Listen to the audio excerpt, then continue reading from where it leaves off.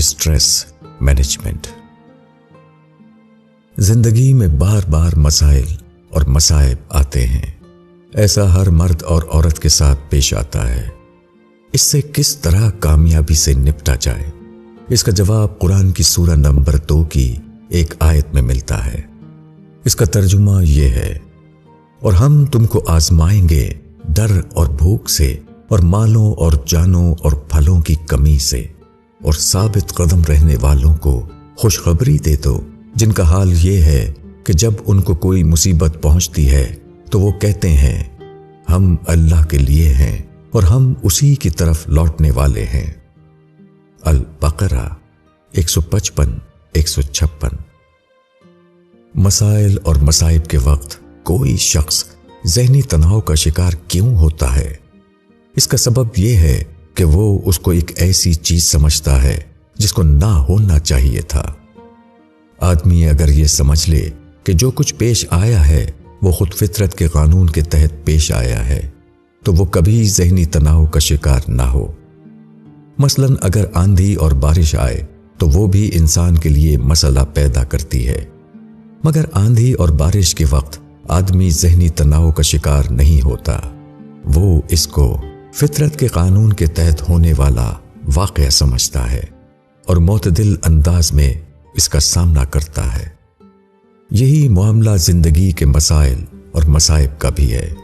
ये चीज़ें खालिक के तख्लीकी मंसूबे के तहत पेश आती हैं। वो इंसान के लिए ज़हमत में रहमत की हैसियत रखती हैं। आदमी अगर पेश आने वाले मसाइब को इस हैसियत से ले तो वो कभी ज़हनी तनाव का शिकार ना हो।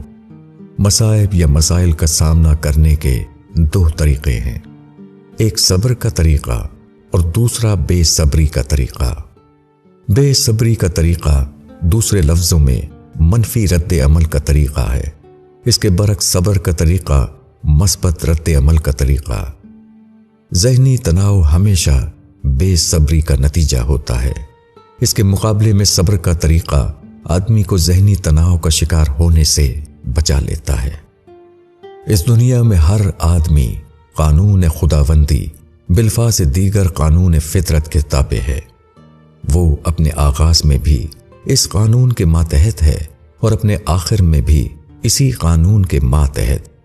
ऐसी हालत में हकीकत पसंदी का तरीका यह है कि कोई मर्द औरत जब किसी मसले से दो चार हो तो वो मोतदिल अंदाज में उसका सामना करे। वो इसको अपने हक में खैर समझकर इसको कबूल करे। इस आयत में मुसीबतों का मकसद इब्तिलान बताया गया है। इब्तिलान के मायने इम्तहान या आजमाइश है। इंसानी जिंदगी में इस किस्म के इम्तहान का मकसद ये है कि इसको हवादिस के दरमियान तरबियत देकर ज्यादा बेहतर इंसान बनाया जाए। हवादिस किसी आदमी के लिए तरक्की का जीना है। हवादिस के जरिए आदमी का जहन बेदार होता है। हवादिस के जरिए आदमी के अंदर पुख्तगी आती है। हवादिस आदमी को मुतहर्रिक करने का जरिया है। हवादिस आदमी के लिए जिंदगी के सफर में महमीज का काम करते हैं। हवादिस के बगैर आदमी नामुकम्मल है। ये हवादिस ही हैं जो आदमी की शख्सियत को मुकम्मल शख्सियत बनाते हैं। इससे मालूम हुआ कि हवादिस का सही मुकाबला ये नहीं है कि अपने अंदर ज़हनी अमल को सप्रेस कर दिया जाए या उसको दबाने की कोशिश की जाए। बहुत से लोग यही तरीका इख्तियार करते हैं। वो सिगरेट या शराब के ज़रिए इसको भुलाने की कोशिश करते हैं। वो मखसूस वर्जिशों के ज़रिए अपने अंदर ज़हनी अमल को मुअत्तल कर देना चाहते हैं। वो हकीकी ज़िंदगी से फरार का कोई तरीका तलाश करते हैं। वो मेडिटेशन के ज़रिए अपने जहन को एक ऐसी हालत में ले जाते हैं जिसको ज़हनी तखसीर, इंटेलेक्चुअल एनेस्थेसिया कहा जा सकता है। इस किस्म के तमाम तरीक़े फितरत के खिलाफ हैं, और जो चीज़ फितरत के खिलाफ हो वो कभी इंसान के लिए मुफीद नहीं हो सकती। हिकमत इस्लाम, मौलाना वहीदुद्दीन खान।